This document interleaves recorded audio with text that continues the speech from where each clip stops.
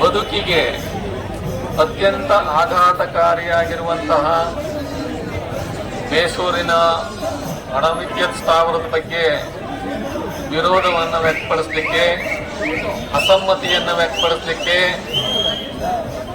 ನೀವೆಲ್ಲ ಬೇಸೂರಿನಿಂದ ಇಲ್ಲಿಯವರೆಗೆ ಪಾದಯಾತ್ರೆಯಲ್ಲಿ ಬಂದಿರುವುದನ್ನು ನೋಡಿನೇ ನಾವು ನಿಮ್ಮನ್ನ ಹೃತ್ಪೂರ್ವಕವಾಗಿ ಸ್ವಾಗತಿಸ್ತಾ ಇದ್ದೇವೆ.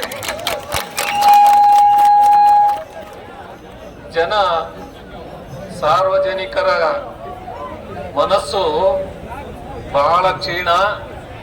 ಸಾಮಾನ್ಯವಾಗಿ ತಮ್ಮ ಸಮಸ್ಯೆಗಳಿಗೆ ಬೇಗನೆ ಸ್ಪಂದಿಸುವಂತ ಮನೋಭಾವ ಕಡಿಮೆ ಇರುವಂತಹ ದಿನಮಾನಗಳಲ್ಲಿ ನೀವು ಈ ಮಟ್ಟಿನ ಜಾಗೃತಿಯನ್ನ ತೋರಿರುವುದು, ಅದು ಇವತ್ತು ಯಾವ ಒಂದು ಸಮಸ್ಯೆಯನ್ನು ಲೆಕ್ಕಿಸದೆ ಇವತ್ತು ನೀವು ಇಂತಹ ಒಂದು ಸಾರ್ವಜನಿಕ ಸಮಸ್ಯೆಗೆ ಇಡೀ ಮಲೆನಾಡಿಗೆ ಒಂದು ರೀತಿ ಸುನಾಮಿಯಂತೆ ಅಪ್ಪಳಿಸಿ ಬಂದಿರುವಂತಹ ಈ ಆಘಾತಕಾರಿ ಅಣುಸ್ಥಾವರದ ಸ್ಥಾಪನೆಗೆ ವಿರೋಧವನ್ನು ವ್ಯಕ್ತಪಡಿಸಲು ಎಲ್ಲರೂ ಒಮ್ಮನಸ್ಸಿನಿಂದ ನೀವೆಲ್ಲರೂ ಕೂಡ ಪ್ರತಿಭಟನೆಯನ್ನ ಆಯೋಜನೆ ಮಾಡಿರುವುದು ನಿಜಕ್ಕೂ ಕೂಡ ಇದು ಒಂದು ಒಳ್ಳೆಯ ಬೆಳವಣಿಗೆ.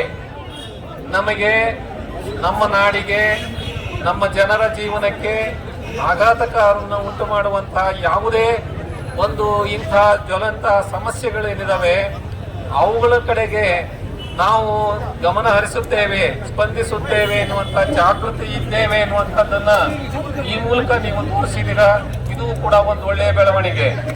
ಇನ್ನು ಮಲೆನಾಡು ಸುಮಾರು ಈಗ 1.5-2 ದಶಕಗಳಿಂದ ಒಂದಲ್ಲ ಒಂದು ಸಮಸ್ಯೆಗಳನ್ನ ಎದುರಿಸ್ತಾ ಇದೆ.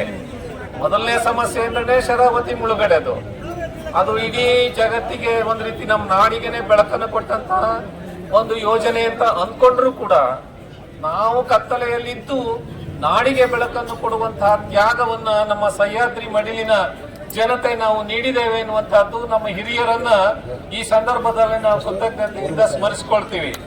ಆ ದೃಷ್ಟಿಯಿಂದ ಇವತ್ತು ಆ ಸಮಸ್ಯೆಯಿಂದ ಇನ್ನೂ ಕೂಡ ನಮಗೆ ಪರಿಹಾರ ಸಿಕ್ಕಿಲ್ಲ. ಬಹಳಷ್ಟು ಇನ್ನೂ ನಾಡಿಗೆ ಬೆಳಕು ಕೊಟ್ಟರು ಕೂಡ ನಾವು ಸ್ಥಳೀಯವಾಗಿ ಇನ್ನೂ ಕತ್ತಲೆಯಲ್ಲೇ ಇರುವಂತಹ ಪ್ರದೇಶಗಳು ಉಳಿದಿದ್ದಾವೆ. ಇನ್ನು ಹಲವಾರು ಜನಸಂಪರ್ಕಕ್ಕೆ ಬೇಕಾಗುವಂತಹ ಸವಲತ್ತುಗಳಿಂದ ವಂಚಿತರಾಗಿದ್ದೇವೆ. ಇನ್ನು ಪುನರ್ವಸತಿಗೂ ಕೂಡ ವಂಚಿತರಾಗಿದ್ದೇವೆ. ಇಂತಹ ಸಮಸ್ಯೆಗಳು ಇನ್ನೂ ಬಗೆಹರಿಯದೇ ಇರುವಂತಹ ದಿನಮಾನಗಳಲ್ಲಿ ಮತ್ತೆ ಎರಡನೇ ಸಮಸ್ಯೆ ಶುರುವಾಯಿತು, ಶರಾವತಿ ಪಂಪ್ ಸ್ಟೋರೇಜ್ ಅಂತ. ಆ ಸ್ಟೋರೇಜ್ ಅದು ಕೂಡ ಯೋಜನೆ ಇವತ್ತು ಎಷ್ಟೊಂದು ಆಘಾತಕಾರಿ, ನಿರುಪಯುಕ್ತವಾಗಿದೆ ಅನ್ನುವಂಥದ್ರ ಕಡೆಗೆ ಇಡೀ ನಾಡು ಆ ಕಡೆ ಗಮನ ಹರಿಸಿದ್ರಿಂದ ಮಲೆನಾಡಿಗರು ಅದನ್ನು ಕೂಡ ಈಗೇನೋ ಸ್ತಬ್ಧವಾದಂತೆ ಕಾಣ್ತಾ ಇದೆ. ಅನ್ನೋದ್ರೊಳಗೇನೆ ಈ ದುತ್ತೆಂದು ಮತ್ತೆ ಅವತರಿಸಿರುವುದು ಈ ಅಣು ವಿದ್ಯುತ್ ಸ್ಥಾವರ. ಇದು ನಿಜಕ್ಕೂ ಕೂಡ ಏನೇ ಇದ್ರೂ ಕೂಡ ಈ ಅಣು ಅನ್ನುವಂತ ಶಬ್ದ ಇದೆಯಲ್ಲ, ಇದು ಬಹಳ ಅಪಾಯಕಾರಿ. ಅಣು ಅನ್ನುವ ಶಬ್ದವನ್ನ ಬೇರೆ ರೀತಿಯಲ್ಲಿ ಉಪಯೋಗಿಸ್ತೀವಿ ನಾವು. ಅಣುರೇಣಿಯಾನ್ ಮಹಾತ್ಮೋ ಮಹಿಯಾನ್ ಅಂತೇಳಿ ದೇವ್ರ ಬಗ್ಗೆನೂ ಹೇಳ್ತೀವಿ, ನಿಜ. ಆದ್ರೆ ಆ ಅಣುನೇ ಬೇರೆ, ಈ ಅಣುನೇ ಬೇರೆ.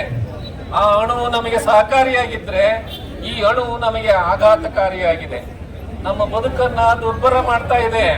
ಈ ಅಣು ವಿಕಿರಣದಿಂದ ಏನೆಲ್ಲ ಅನಾಹುತಗಳು ಆಗ್ತಾ ಇದಾವೆ ಅನ್ನೋದನ್ನ ನಾವೆಲ್ಲ ಗಮನಿಸಿದ್ದೇವೆ.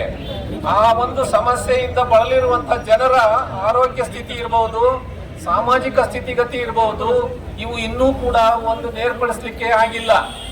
ಇದರ ಮಧ್ಯೆನೇ ಕೂಡ ಸಹ್ಯಾದ್ರಿ ನಾಡಿನ ಈ ತಪ್ಪಲಿನಲ್ಲಿ ಮೈಸೂರಿನಲ್ಲಿ ಮತ್ತೆ ಈ ಅಣುಸ್ಥಾವರದ ಬಗ್ಗೆ ಆಲೋಚನೆ ಮಾಡ್ತಾ ಇರುವುದು ಖಂಡಿತ ಇದು ಮನುಕುಲಕ್ಕೆ ಆಘಾತಕಾರಿ ಅಂತದ್ದು. ಕೇವಲ ಮನುಕುಲಕ್ಕಷ್ಟೇ ಅಲ್ಲ, ಪ್ರಾಣಿ ಸಂಕುಲಕ್ಕಿರಬಹುದು, ಪರಿಸರಕ್ಕಿರಬಹುದು, ಮತ್ತೆ ನಮ್ಮ ವೃತ್ತ ಸಂಪರ್ಕ ಪ್ರತಿಭಟನೆಯನ್ನು ವ್ಯಕ್ತಪಡಿಸಿದ್ವಿ. ಅದು ಆ ಯೋಜನೆ ಅಲ್ಲಿಗೆ ಸ್ಥಗಿತವಾಯಿತು. ಈಗ ಇದು ಮೂರನೆಯದಾಗಿದೆ ಬಹಳ ದೊಡ್ಡ ಸಮಸ್ಯೆ. ಅಂದ್ರೆ ಈ ಸಮಸ್ಯೆಗೆ ನಾವು ಈಗಲೇ ಎಚ್ಚೆತ್ತುಕೊಳ್ಳದೆ ಹೋದ್ರೆ ಖಂಡಿತ ಇದು ಮುಂದೆ ನಮ್ಮ ಜನರ ಬದುಕಿನ ಮೇಲೆ ದೊಡ್ಡ ಆಘಾತವನ್ನು ಉಂಟು ಮಾಡ್ತಾ ಇದೆ. ಈಗ ನಾವು ಅನುಭವಿಸೋದು ಅಷ್ಟೇ ಅಲ್ಲ, ನಮ್ಮ ಮುಂದಿನ ಪೀಳಿಗೆ. ಸಹ್ಯಾದ್ರಿ ಎಷ್ಟು ಸಂಪದ್ಭರಿತವಾಗಿದೆ. ಈ ಸಂಪತ್ತಿನಿಂದಲೇ ಕರ್ನಾಟಕಕ್ಕೆ ಅತ್ಯಂತ ಮಹತ್ವದ ಪಾತ್ರ, ಸ್ಥಾನಮಾನ ಬಂದಿರೋದು. ಕರ್ನಾಟಕದ